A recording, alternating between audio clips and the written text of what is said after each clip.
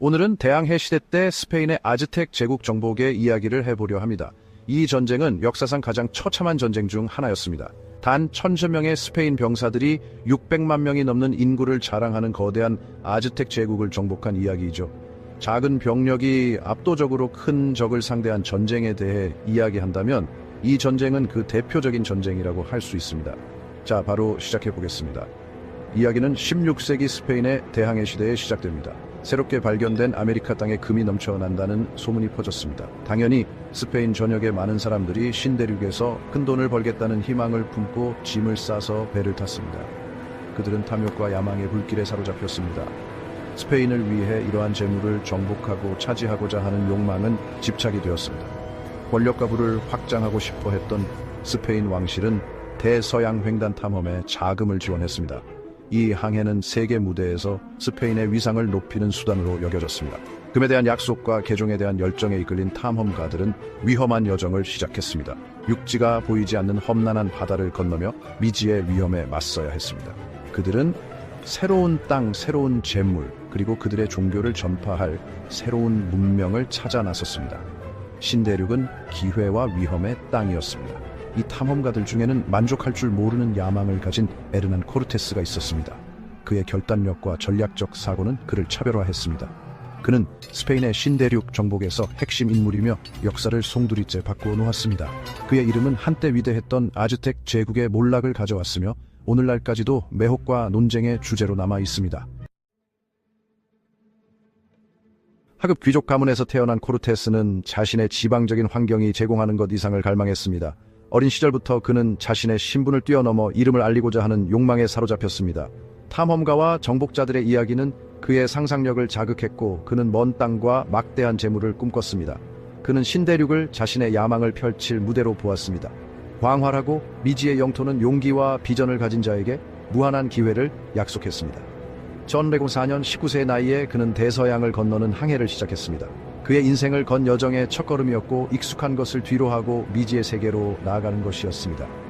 코르테스는 빠르게 승진했습니다. 그의 리더십 기술과 결단력은 눈에 띄었고 그는 곧 점점 더 큰 책임을 지는 자리에 올랐습니다. 그는 탐험과 정복에서 경험을 쌓았습니다. 새로운 도전은 그의 능력을 연마하고 야망을 더욱 부채질했습니다. 코르테스는 목표를 달성하기 위해 어떤 수단도 사용하는 것을 두려워하지 않았고 전략적이고 무자비한 그의 명성은 커져갔습니다. 그는 쿠바 정복에 참여했습니다. 이 전쟁은 그의 경력에서 중요한 이정표였으며 그의 지휘 및 정복 능력을 보여주었습니다. 그것은 그의 전술적 기술과 폭력에 대한 능력을 보여준 잔혹한 전쟁이었습니다. 하지만 코르테스는 더 많은 것을 갈망했습니다. 쿠바에서의 승리는 권력과 부에 대한 그의 만족할 줄 모르는 갈증을 해소하기에 충분하지 않았습니다. 그는 더 큰 정복과 더 큰 재물을 갈망했습니다. 본토에 있는 광대한 제국과 상상할 수 없는 보물에 대한 이야기는 그의 야망을 새로운 차원으로 끌어올렸습니다. 본토에 부유한 제국이 있다는 소문이 그에게 전해졌을 때 그의 야망은 솟구쳤습니다. 전설적인 재물을 가진 아즈텍 제국은 그의 궁극적인 목표가 되었습니다. 그는 상상할 수 없는 권력과 부를 차지할 기회를 보았습니다. 그렇게 광대하고 부유한 제국을 정복할 가능성은 너무나 매력적이어서 거부할 수 없었습니다.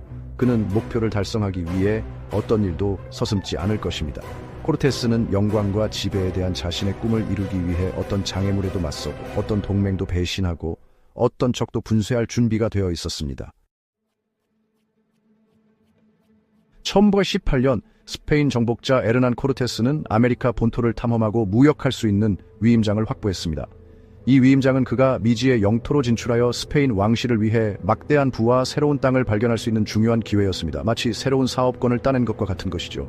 이 땅에는 광대한 재물, 발전된 건축, 강력한 군대로 유명한 문명인 전설적인 아즈텍 제국이 있다라는 소문이 돌았습니다. 금과 보물에 대한 이야기는 스페인의 많은 사람들의 귀에 들어갔고 정복에 대한 야망과 꿈을 부채질했습니다. 그러나 쿠바 총독 벨라스케스는 코르테스의 야망을 점점 더 의심하게 되었습니다. 처음에는 코르테스를 지지했던 벨라스케스는 코르테스의 성공이 자신의 권위와 지위를 위협할까봐 두려워하기 시작했습니다. 마치 직장 상사가 유능한 부하 직원을 경계하는 것처럼 말입니다. 벨라스케스는 자신의 의심에 따라 코르테스가 잠재적인 재물과 영광을 자신을 위해 차지하고 자신은 후회와 약해진 권력만 남게 될까봐 두려워하며 위임장을 취소하기로 결정했습니다. 이러한 좌절에도 불구하고 코르테스는 총독의 명령을 거스르기로 했습니다. 그의 운명은 아즈텍 제국의 미지의 땅에 있다고 믿었기 때문에 그의 결의는 흔들리지 않았습니다. 그는 11척의 배와 500명이 넘는 병사들과 함께 바다를 건너는 위험한 여정을 시작했습니다. 이 대담한 행동은 단순한 반항이 아니라 그의 임무에 대한 확고한 믿음을 보여주는 증거였습니다. 이 반항적인 행동은 그의 운명을 결정지었습니다. 코르테스는 이제 스페인 당국의 눈에는 범법자가 되었지만 이전에 그를 묶었던 제약에서도 벗어났습니다. 그는 이제 범법자였지만 자신의 운명을 추구할 자유도 얻었습니다. 잃을 것이 없고 얻을 것이 모든 것이었던 코르테스는 자신의 길을 개척하고 역사에 자신의 족적을 남기기로 결심했습니다. 마치 신화 속 영웅처럼 말입니다. 그의 탐험은 아즈텍 문명의 몰락으로 이어지는 역사의 중요한 순간이 될 것입니다. 그의 여정의 영향은 수세기 동안 느껴질 것이며 역사의 흐름과 한 대륙 전체의 운명을 바꿀 것입니다.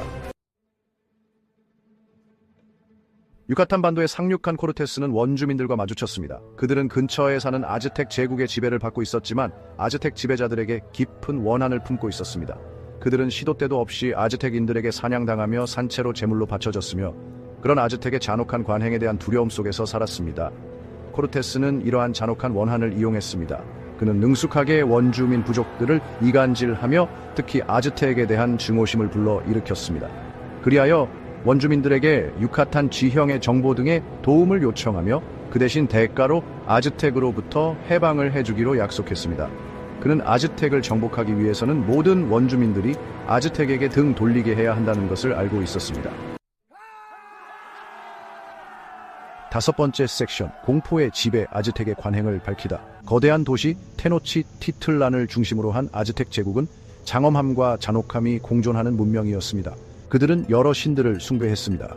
이 신들은 우주 질서를 유지하기 위해 대규모의 인신 공양을 요구했습니다. 종종 정복당한 부족 출신의 전쟁 포로들이 우뚝 솟은 피라미드 계단 위로 끌려갔습니다. 그들은 끔찍한 의식으로 희생되었습니다. 그들의 심장은 뜯겨져 나갔습니다. 그들의 시신은 신들에게 바쳐졌습니다. 이러한 공포 정치는 제국 전역에 두려움과 원한을 심어주었습니다. 이는 코르테스에게 아즈텍에 대항하여 동맹을 맺을 수 있는 강력한 도구를 제공했습니다. 6번째 섹션, 동맹 구축, 원주민 대 아즈텍 제국. 코르테스의 해방 약속은 억압받는 원주민들에게 반향을 일으켰습니다. 많은 이들이 그를 해방자로 여겼습니다.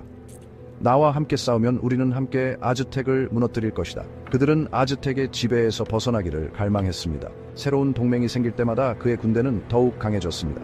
결국 그는 중앙 아메리카 최초의 스페인 정착지인 베라크루즈를 건설하고 그의 궁극적인 목표인 아즈텍 제국의 심장부를 목표로 삼았습니다. 그들은 그에게 수천 명의 전사를 제공했습니다. 오랫동안 아즈텍의 지배에 저항해 온 용맹한 전사들인 트락스칼텍인들은 코르테스의 전쟁에서 중요한 역할을 했습니다. 그들은 테노치티틀란으로 향하는 험난한 산길을 안내했습니다. 이 동맹은 전환점이 되었고 새로운 동맹이 생길 때마다 그의 군대는 더욱 강해졌습니다. 결국 그는 아즈텍 근교의 중앙 아메리카 최초의 스페인 정착지인 베라크루즈를 건설하고 그의 궁극적인 목표인 아즈텍 제국의 심장부를 목표로 삼았습니다. 7번째 섹션, 테노치티틀란 징역, 포위된 도시. 1519년 11월, 수천 명의 원주민 동맹으로 더욱 강력해진 코르테스와 그의 군대는 테노치티틀란으로 진격했습니다. 테노치티틀란에 도착한 스페인 병사들은 도시의 모습에 경악했습니다. 아즈텍은 아주 큰 수상 도시였으며 거대한 공학의 집합체이자 아즈텍 문명의 절정이었습니다.